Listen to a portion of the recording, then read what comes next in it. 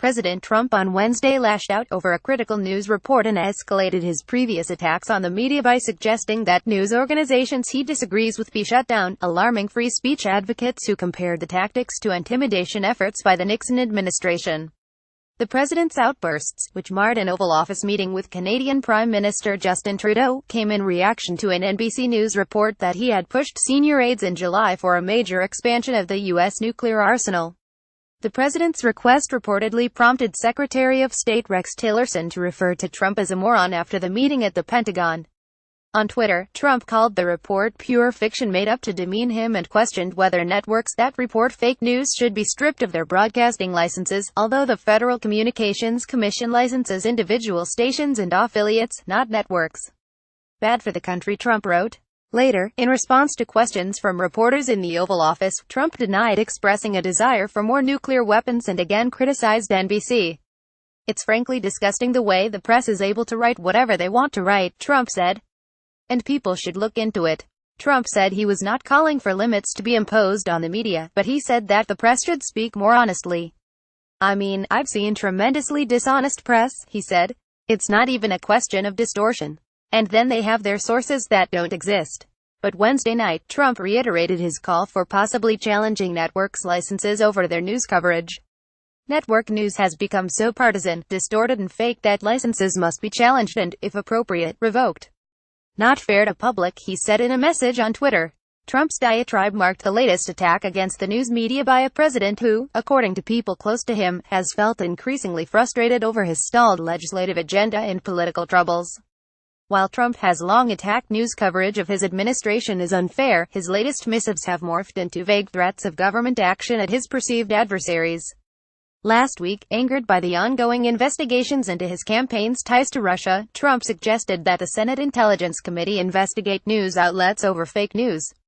Over the weekend, he expressed disdain at late-night television hosts over their anti-Trump material and proposed bringing back the Fairness Doctrine, a rule phased out in 1987 that had required broadcasters to provide equal time for divergent political views on certain issues. First Amendment advocates roundly condemned the president over his remarks, calling them an assault on the Constitution. "Mr. President, words spoken by the President of the United States matter. Are you not repenting of the oath you took on January 20th to preserve, protect, and defend the First Amendment?" Sen. Ben Sassarneb said in a statement. "I think it's dangerous and has a chilling effect," said Michael Copps, who served as chairman of the FCC in 2009 under President Barack Obama. "I worry not just about somebody like NBC, which has a lot of resources to defend themselves, but especially about small, independent broadcasters who express opinions but do not have resources to do battle with the president." Legal experts called the president's threat against NBC empty, noting that the FCC does not grant licenses to networks. Furthermore, they said, it is rare for individual stations' licenses to be stripped over political concerns or for other reasons. "Not how it works," Jessica Rosenworcel, a member of the FCC, wrote on Twitter in response to Trump, linking to an FCC report on how stations are regulated.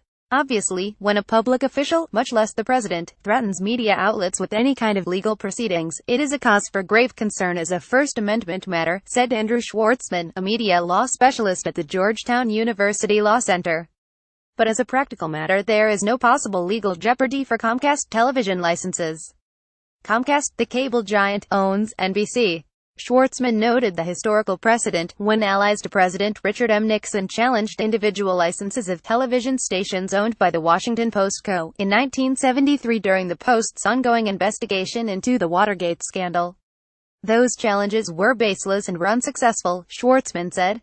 "The Post was never under serious legal threat," he said, adding that Trump is ignorant over details like what the law actually requires or permits.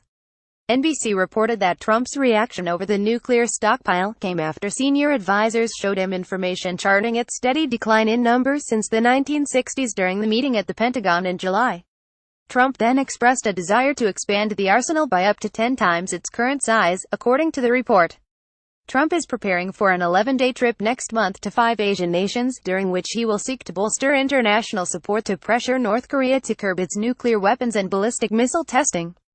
During a speech at the United Nations last month, Trump said the United States was prepared to totally destroy the North if necessary, and he derisively referred to dictator Kim Jong-un as the Rocket Man. North Korea responded that Trump's threats amounted to a declaration of war.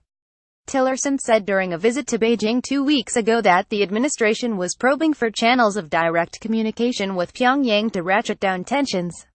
But Trump quickly undercut the nation's top diplomat, saying on Twitter that it was a waste of time. Recent reports that the president called for an increase in the U.S. nuclear arsenal are absolutely false, Defense Secretary Jim Mattis said in a statement. This kind of erroneous reporting is irresponsible. In the Oval Office, Trump said of the nuclear arsenal, "We need an increase, but I want modernization and I want total rehabilitation. It's got to be in tip-top shape."